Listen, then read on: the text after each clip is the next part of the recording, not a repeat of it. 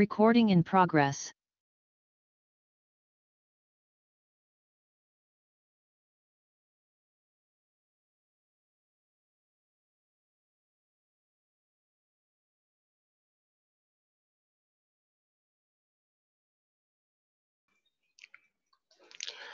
Bismillahirrahmanirrahim. Assalamualaikum warahmatullahi wabarakatuh. Alhamdulillahi rabbil alamin. Lahun ni'matul wa lahul fadlu wa lahus sana'ul hasan. Salawatullahil barrir rahim wal malaikatil muqarrabin ala sayyidina Muhammadin wa ala alihi wa sahabatihi at-tayyibin at-tahirin. فإني أذكر نفسي وأذكركم بإخلاص النية لله تبارك وتعالى. Mari sama-sama kita hadirkan niat ikhlas karena Allah Subhanahu wa Ta'ala.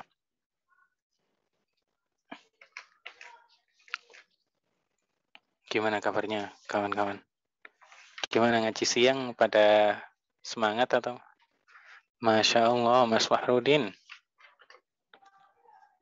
Semoga jadi putra yang soleh.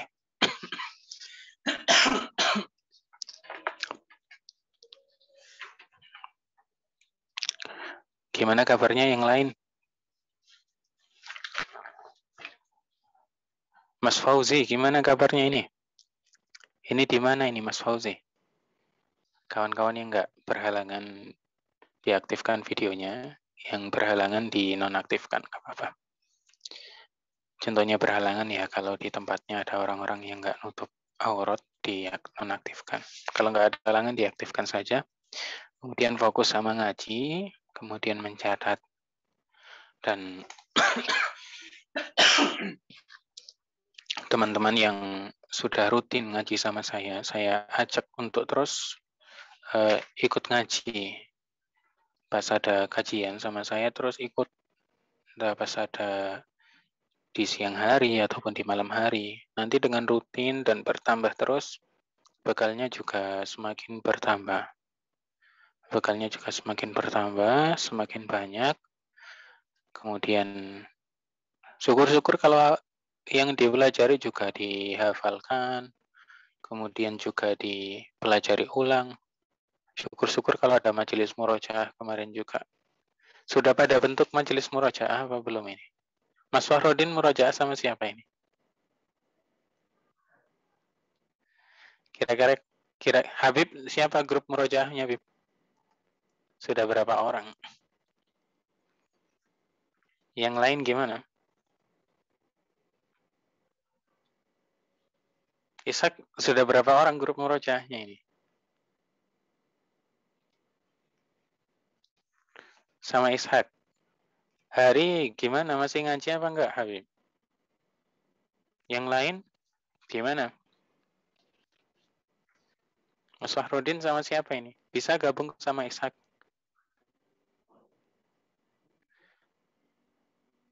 Iya, Habib ditanya sama Ishak, Ishak ditanya sama Habib. Ya kayak gitu.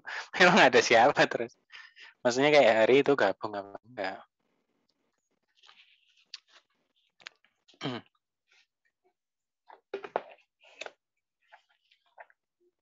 Enggak apa-apa walaupun 2 orang ataupun lebih gitu.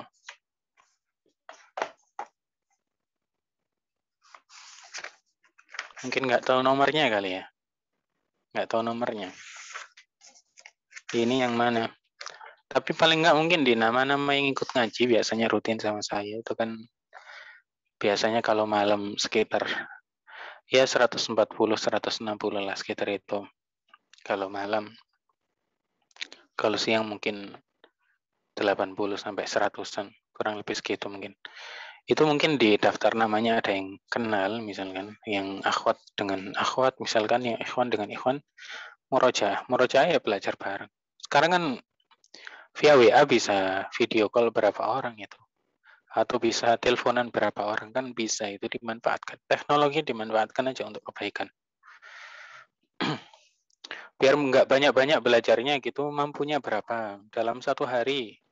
Saya mampunya belajar ngaji 2 kali Ustadz, dipilih misalkan. Misalkan ngaji rutin sama Ustadz Nur sama Ustadz Muhyiddin misalkan. Sudah, kalau memang jadwal yang sudah dipilih dan ngaji itu, kalau ada ngaji-ngaji yang lain sudah ikutin itu aja gitu misalkan.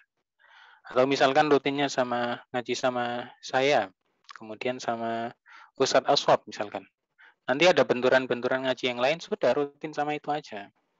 Nggak usah terpotong-potong, bingung kajian yang mana. Yang dirasakan manfaatnya biasanya yang lebih rutin gitu. Kemudian di murojaah. Nggak mampu ngumpulin 3, 4, sudah 2 aja. 2 sehari. Mampunya 1 sehari tapi maksimal ya, belajar 1 sehari. Daripada, ada kajian dari jam segini sampai malam ini, ikut semuanya. Nggak ada yang di murojaah. Ternyata pelajarannya juga sama-sama juga. Ini ngajar akidah, ini juga lagi ngajar akidah, ini ngajar akidah lagi. Sudah dicukupkan 1 istiqomah sama itu gitu. Istiqomah.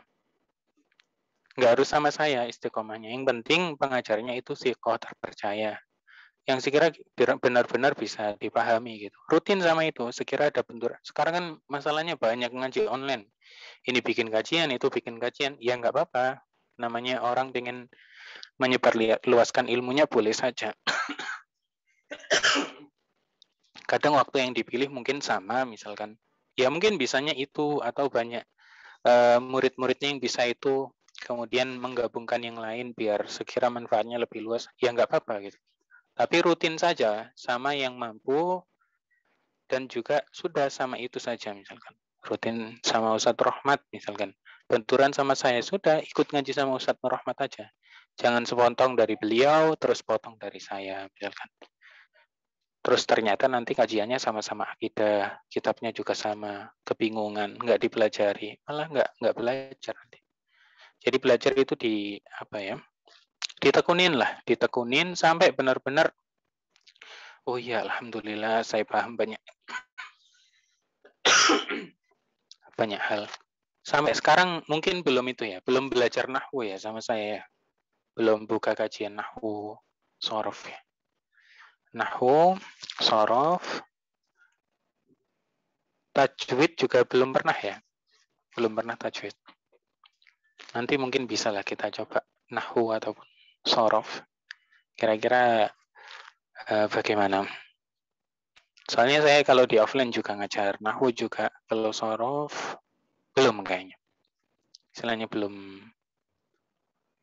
pernah secara khusus ngajar sorof belum. Tapi kalau nahwu sudah juga. Kita lanjutkan. Gimana suara saya jelas? Habib jelas ya? Jelas ya semuanya? Gimana kabarnya yang lain? Kawan-kawan. Mas Muhammad Fakhrur. Gimana kabarnya Mas Muhammad Fakhrur? Sekarang di mana ini? Sama Mas Nasri Khair, gimana kabarnya? Entah sudah lama nggak nampak atau gimana ini? Lagi di mana Mas Nasri Khair ini? Alhamdulillah sehat. Sekarang di mana Mas Nasri?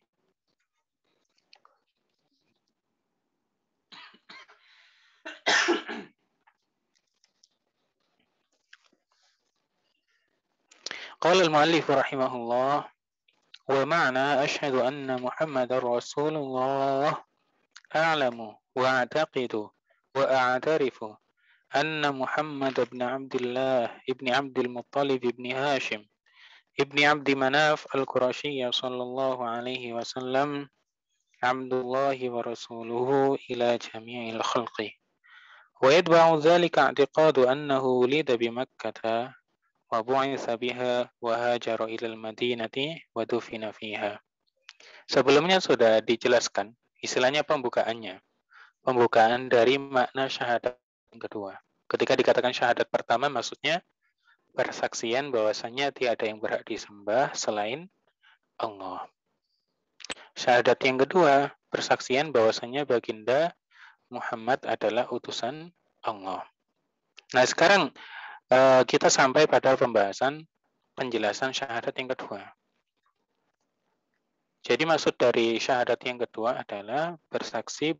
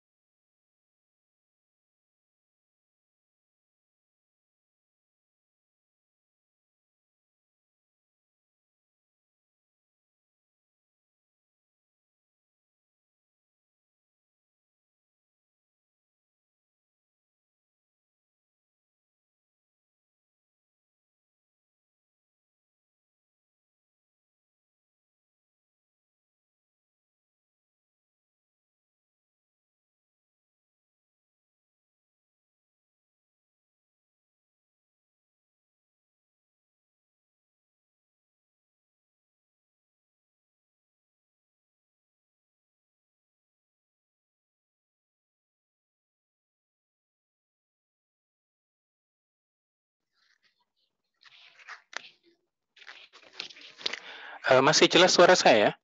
Coba yang jelas ngangguk. Jelas ya?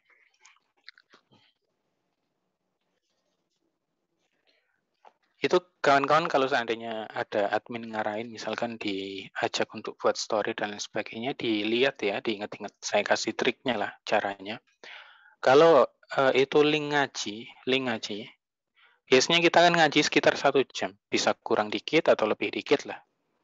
Kalau itu link kajian, link Zoom untuk ngaji, diklik gitu, sehabis ngaji, langsung aja dihapus story-nya. Biar orang nggak ngerasa, loh, ini diklik tapi kok sudah nggak bisa ngaji lagi, kemana? Orang kadang bingung kan.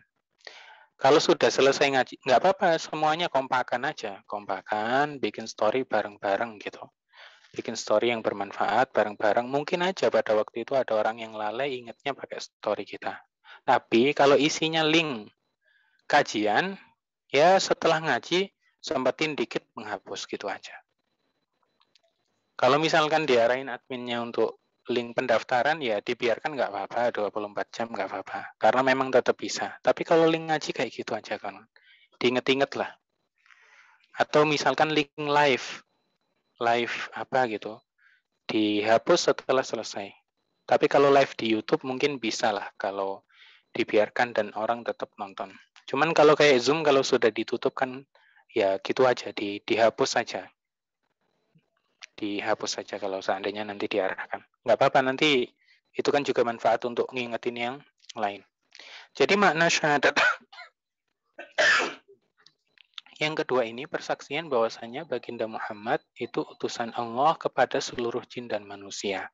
Tidak ditentukan kaum yang khusus bagi beliau, tapi diutus kepada seluruh jin dan manusia. Beliau itu adalah Muhammad, putra dari Abdullah, dan Abdullah adalah putra dari Abdul Muttalib. Dan Abdul Muttalib itu putra dari Hashim, dan Hashim itu putra dari Abdul Manaf. Ini menyebutkan keturunan Rasulullah sampai apa? Sampai Abdul Manaf. Kemudian beliau juga menyebutkan bahwasanya termasuk yang berkaitan dengan syahadat yang kedua ini, meyakini bahwa Rasul itu dilahirkan di kota Makkah. Dilahirkan di kota Makkah. Kemudian beliau diutus sebagai Rasul. Diutus itu maksudnya pertama kali turun wahyu kepada beliau kapan? Di saat beliau berusia 40 tahun. Ketika beliau berada di Goa Hira. Sebenarnya Goa Hira itu berada di luar kota Makkah, akan tetapi karena beliau saat itu sedang berdomisili di kota Makkah, kemudian keluar ke Goa Hira dan di situ menerima wahyu pertama kali, makanya redaksi yang digunakan oleh Syekh wa bu'itsa biha. Maksudnya beliau diangkat menjadi rasul pertama kali, awal mula diangkat menjadi rasul, mendapatkan wahyu ketika beliau berdomisili di kota Makkah. Namun pada hakikatnya tempat beliau mendapatkan wahyu adalah Gua Hira yang sebenarnya di luar dari kota Makkah. Kemudian beliau hijrah ke Madinah dan beliau apa? Dimakamkan di kota Madinah, di kamar Sayyidah Aisyah.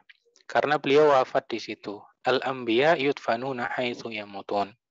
Para nabi itu dimakamkan di tempat yang sekira beliau ini meninggal. Kalau meninggalnya di kamarnya Sayyidah Aisyah, berarti dimakamkan di situ, di kota Madinah.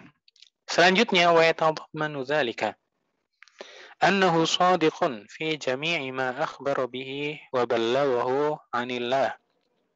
Termasuk yang berkaitan atau termasuk cakupan makna syahadat kedua ini, meyakini bahwa Nabi Muhammad jujur dalam segala berita yang ia bawa dan sampaikan dari Allah. Tidak boleh meragukan kejujuran baginda Muhammad. Tidak boleh meragukan kebenaran apa yang disampaikan oleh baginda Muhammad dari Allah Subhanahu wa Ta'ala. Beliau adalah seorang nabi, seorang rasul, dan terjaga dari kedustaan. Semua yang dikatakan dari Allah itu berupa kebenaran. Walaupun begitu banyak orang-orang yang berupaya mencemooh, mendustakan, dan lain sebagainya. Bahkan di masa dulu, orang-orang itu sebagian orang karena tidak menemukan celah buruk pada baginda Muhammad, memfitnah beliau sebagai penyihir. Terus juga sebagian mengatakan sudah gila. Karena tidak menemukan celah keburukan bagi baginda Muhammad SAW. Bahkan sebelum beliau menjadi seorang rasul, sebelum diutus, sebelum diangkat menjadi rasul, artinya sebelum menerima wahyu, beliau ini kalau jujurnya kan pasti, kalau jujurnya itu pasti. Cuman kadang orang jujur itu nggak terkenal jujurnya kan. Misalkan saya contohkan, Habib orang yang jujur. Aslinya memang jujur. Tapi nggak populer di kalangan masyarakat ketika dikatakan orang jujur, oh ini Habib. Ternyata yang populer adalah Ishak misalkan. Karena Ishak jujurnya sudah sangat nampak sekali gitu. Terjadi peristiwa-peristiwa besar, dia menanganinya dengan jujur. Habib sebenarnya sebanding, jujur sama dengan Ishak misalkan. Tapi nggak populer jujurnya. Biasa-biasa aja, ya sudah di kalangan sebagian orang ini jujur orangnya. Gitu aja. Tapi bagus kan jujur.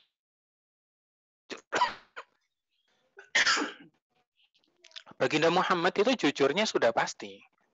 Beliau terjaga dari kedustaan. Namun bukan cuma pasti, beliau populer. Bahkan disebut sebagai Al-Amin. Saking jujurnya beliau. Saking jujurnya beliau, populer dengan kejujuran beliau. Di apa? Di masa sebelum diangkat menjadi Rasul. Itu sudah populer sebagai seorang yang jujur sampai dijuluki Al-Amin. Lam yujarrab alaihi kadzibun qattu. Tidak pernah terbukti terjadinya apa? Terjadinya kedustaan dari beliau. Apapun yang diberitakan oleh Rasul dari Allah Subhanahu wa taala, baik terkait perkara syariat. Perkara syariat maksudnya apa? Yang kaitannya dengan halal dan haram. Apapun itu yang disampaikan oleh Rasul terkait syariat, perkara syariat, yaitu halal dan haram, semuanya benar. Kalau Rasul mengatakan ini halal, ini haram, apa yang dikatakan adalah benar.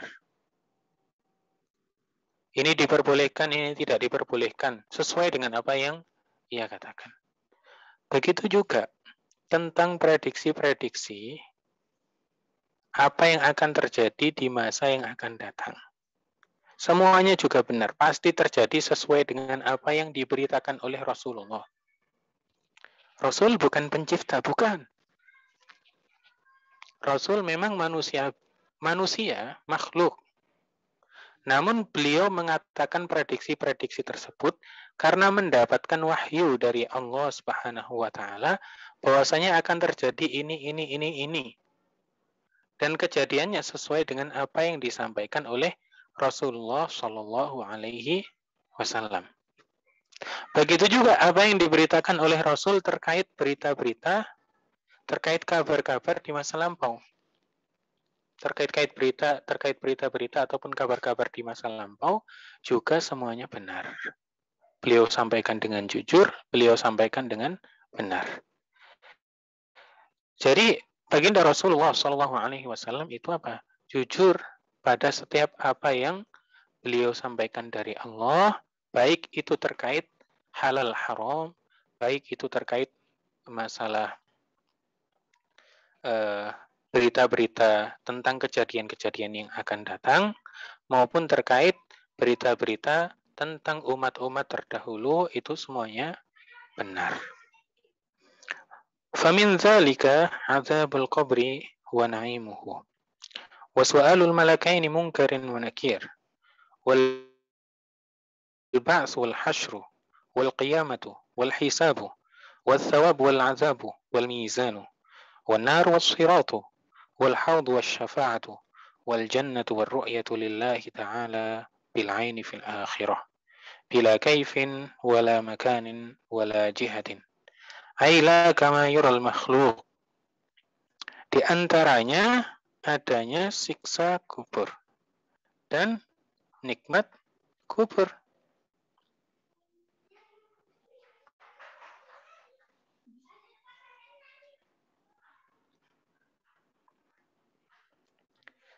Pertanyaan dua malaikat, Munkar dan Nakir, Al-Ba'ats, kebangkitan, Al-Hasyr, dikumpulkannya makhluk di suatu tempat, Al-Qiyamah, hari kiamat, Al-Hisab, Al-Thawab, pahala, Al-Azab, siksa, Al-Mizan,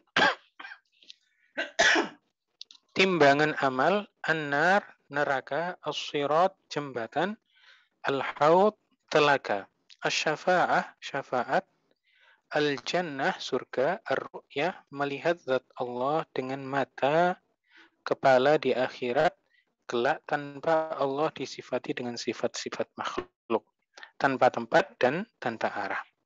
Yakni tidak seperti terlihatnya makhluk, dan kekekalan di surga dan neraka. Jadi itu termasuk hal-hal yang yang disampaikan oleh Rasul Shallallahu Alaihi Wasallam yang kita ini kebenarannya.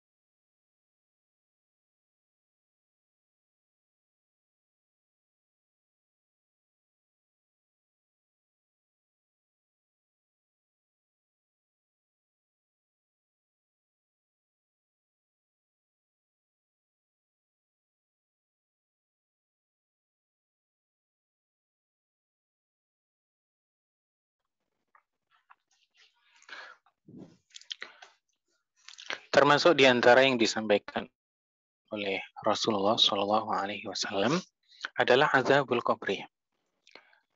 Jadi akan datang namanya siksa kubur. Ya bagi yang belum datang baginya. Kalau sebagian orang sudah merasakan yang namanya siksa kubur. Siksa kubur ini tidak bagi semua orang. Tidak bagi semua orang. Ada orang-orang yang dikecualikan dari siksa kubur. Orang kalau meninggal dalam kondisi bertakwa, itu di kuburnya tidak mendapatkan siksa. Orang kalau meninggal dalam kondisi bertakwa dengan cara menjalankan setiap kewajiban dan menjauhi setiap larangan, orang yang semacam itu tidak akan mendapatkan siksa kubur. Lah dia sudah bertakwa kok. Disiksa karena apa gitu? Disiksa karena apa? Enggak disiksa. Sudah mulai dia meninggal, dia mendapatkan kenikmatan. Hingga kelak di akhirat mendapatkan kenikmatan yang lebih besar. Makanya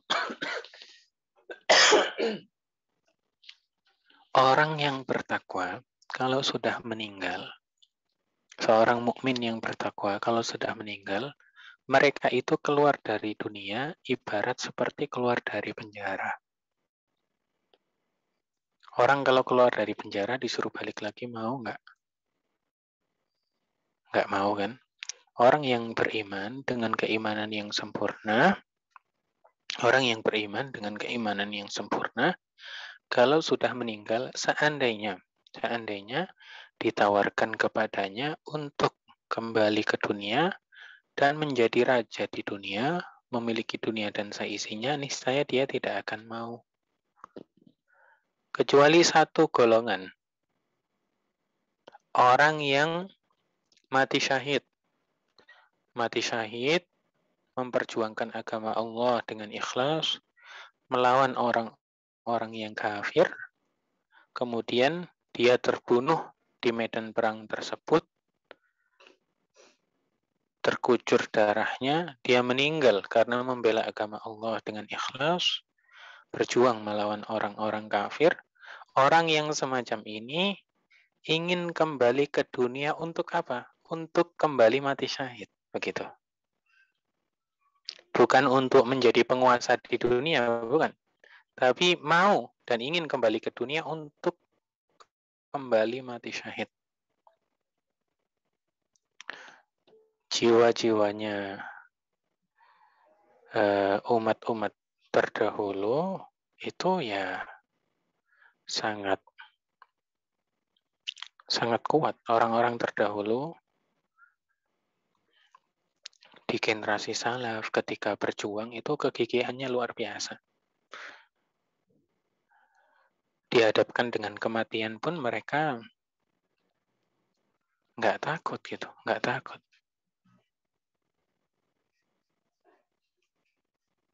Sehingga perjuangannya untuk membela Islam luar biasa. Keteguhan mereka dalam membela Islam luar biasa. Dan siksa kubur ini dengan roh dan jasadnya. Jadi di alam barzah nanti ada kehidupan setelah roh itu dipisahkan dari jasadnya, kemudian dikembalikan ke jasadnya kembali, kehidupan di alam barzah berbeda dengan kehidupan kita, tapi sama-sama ada kehidupan. Kemudian orang yang dikehendaki oleh Allah untuk disiksa di kuburnya, disiksa dan merasakan siksaan tersebut dengan roh dan jasadnya.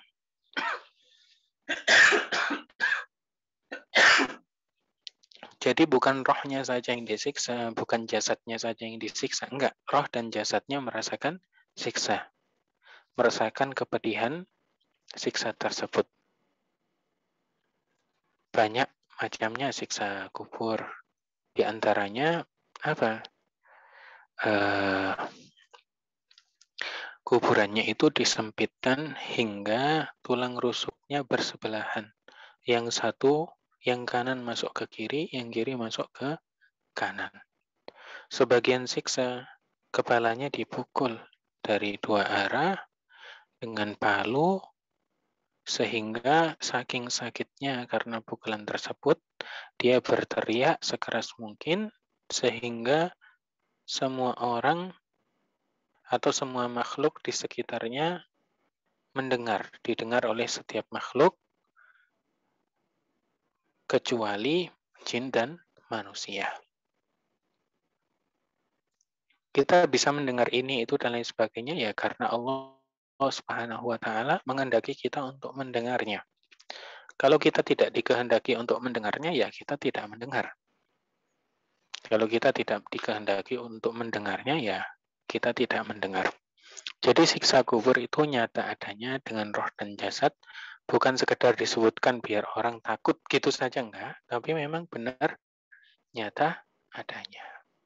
Benar nyata adanya, tidak sekedar penakut-nakut biar orang takut. Ya memang itu ketika disebutkan dan orang benar-benar meyakini, semakin membuat seseorang itu memiliki rasa takut kepada Allah Subhanahu wa Ta'ala.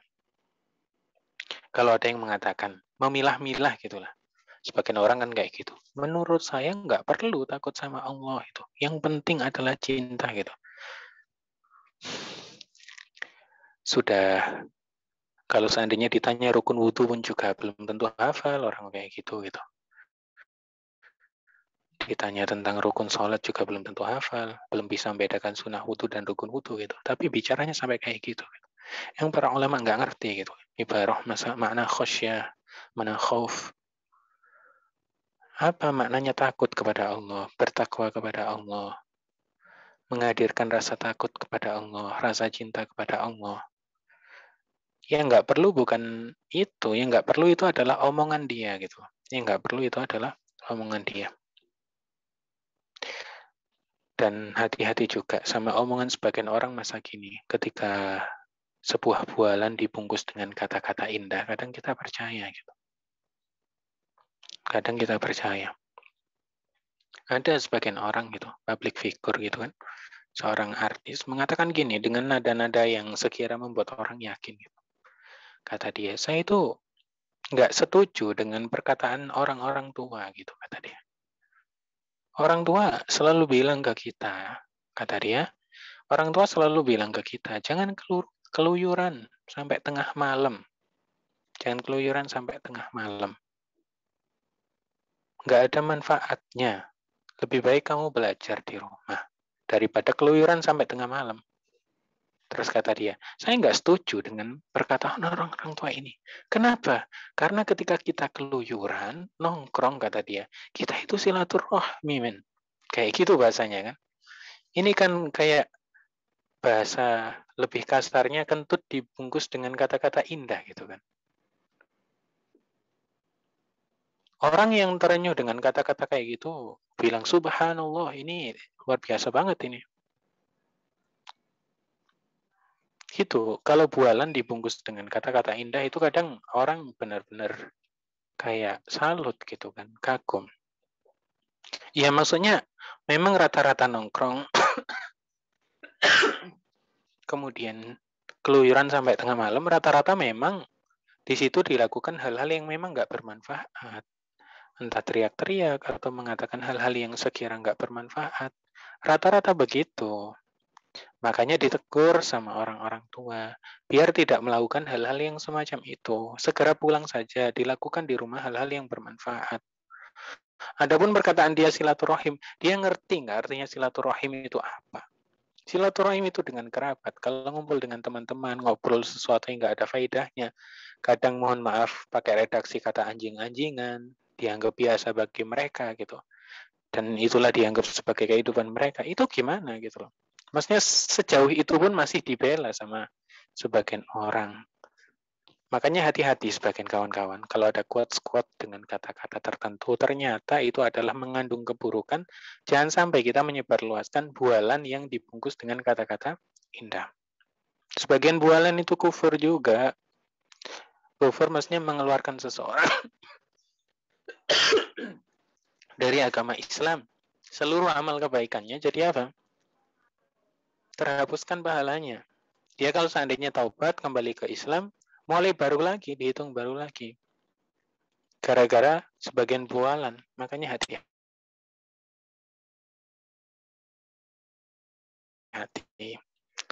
Tidak setiap kata-kata bisa diungkapkan. Ada kata-kata yang memang dilarang untuk diungkapkan. Walaupun dalam kondisi bercanda, walaupun dalam kondisi serius. Ada kata-kata yang tidak boleh diungkapkan. Ada kata-kata yang bagus untuk diungkapkan.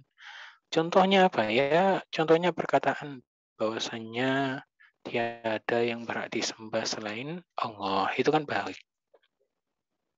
Ada contoh kata-kata yang buruk. Misalkan di situ terdapat unsur ghibah, menggunjing orang lain, menjelek-jelekkan orang lain. Itu nggak boleh dinukil. Selama itu nggak ada sebab syar'i. Kalau ada sebab syar'i, batas-batasannya itu ada. Batasannya itu ada. Berbicara buruk tentang orang lain secukupnya untuk apa? Untuk menghentikan kezaliman. Itu bisa pada batasnya saja. Tidak bisa serta-merta asal-asalan dan seenaknya. Jadi siksa kubur itu ada dan bermacam-macam. Dan di dalam kuburan itu gelap. Yang menerangi adalah amal kebaikan kita. Makanya berlomba-lomba untuk baik. Jangan berlomba-lomba untuk terlihat baik di mata manusia. Tapi berlomba-lombalah untuk baik menurut Allah Subhanahu wa Ta'ala. Peduli dengan anggapan orang perlu, tapi jangan jadi prioritas. Perlu, misalkan ada laki-laki, kemudian dia habis ngaji dari pesantren terus ngajar. Kemudian dia mengatakan, sudahlah, saya yang penting nutup aurat, keluar pakai celana doang, nggak pakai baju sambil teriak-teriak. Kemudian saya tidak akan peduli omongan orang. Ya perlu peduli omongan orang, karena tindakan kayak gitu nggak pantas dilakukan. Perlu di sini peduli omongan orang. Tapi jangan prioritas. Sekira kita sudah melakukan kebaikan, tapi masih diomongin sama orang, kayak prioritas banget. Nanti kalau orang bilang kayak gini gimana? Nggak jadi baik. Mendengarkan omongan orang lain, kritikan orang lain, itu juga perlu. Tapi jangan jadi prioritas sehingga menghalangi kita untuk sukses dunia dan akhirat. Dengan tetap memperhatikan prinsip-prinsip syariat sehingga jalan kita sesuai dengan jalur kebenaran dalam syariat. Wa na'imuhu, dan juga kenikmatan kubur. Itu juga nyata adanya. Sebagian kuburan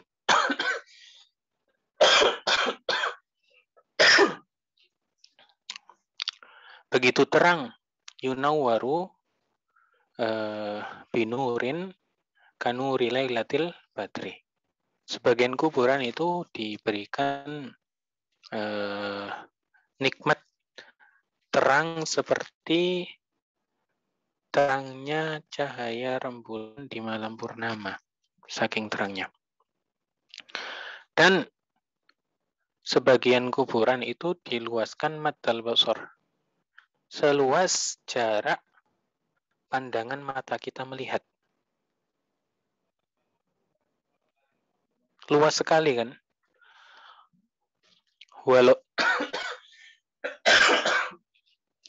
Walaupun di mata manusia kuburan yang terlihat ya sama aja.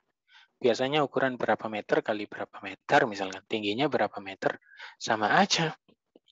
Tapi Allah Subhanahu wa Ta'ala menghendaki perluasan kuburan bagi orang-orang yang Ia kehendaki. Dan itu tidak mustahil bagi Allah Subhanahu wa Ta'ala. Sebagian orang mendapatkan kenikmatan di kuburnya. Namanya orang dapat kenikmatan untuk sampai ke masa akhirat, dari dia meninggal di dalam kuburnya sampai ke akhirat, itu nggak terasa lama gitu. Kalau orang dalam kenikmatan. Bahkan beda sama orang yang di dalam kuburnya mendapatkan siksa. Orang kalau lagi sedih, lagi sakit, dan lain sebagainya, kan kayak waktu itu berjalan begitu lama. Padahal sebenarnya sama aja. Tapi kalau lagi seneng banget, kok kayak cepet banget berlalunya gitu kan biasanya.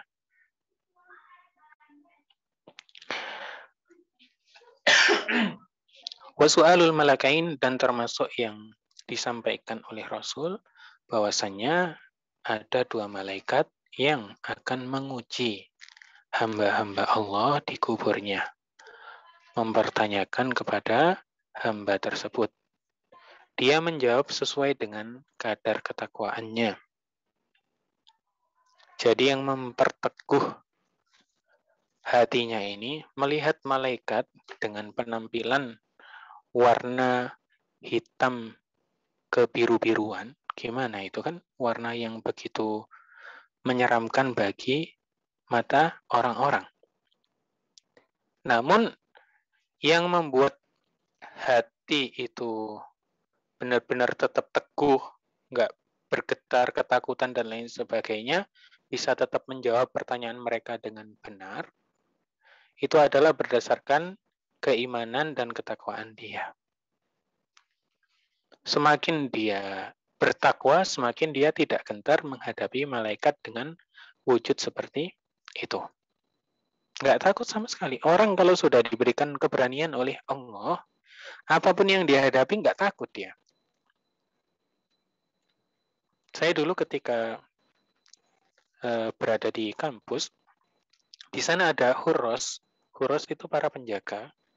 Jadi di pintunya itu dijaga karena kadang di negara tersebut terjadi kayak konflik gitu kan. Kadang di negara tersebut terjadi kayak konflik, dijaga santri-santrinya, mahasiswa-mahasiswanya dijaga yang di asrama. Penjaga-penjaganya itu saya sendiri sih kalau di Indonesia ngerasa tinggi kan, lumayan gitu. Ngerasa tinggi, tapi di sana ternyata saya masih segini. Berarti kan orang sana tinggi-tinggi, besar-besar. Ganteng-ganteng juga orang sana.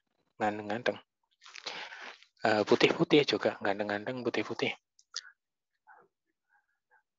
Kita kadang berpikir, ini kalau anak buahnya saja seperti ini kan, gimana?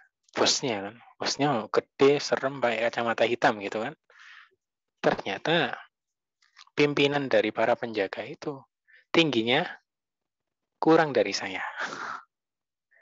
Kurang dari saya. Dari segi badan ya posturnya postur agak gendut. Cuman keberaniannya luar biasa. Kalau dia sudah teriak, anggotanya nggak ada yang berani. Kadang kayak gitu. Besarnya badan tidak menjamin kuatnya mental. Orang kalau sudah diberikan keberanian oleh Allah Subhanahu wa taala ya punya keberanian. Ya, keberanian. Wal ba'su, dan hari dibangkitkannya dari kuburan. Jadi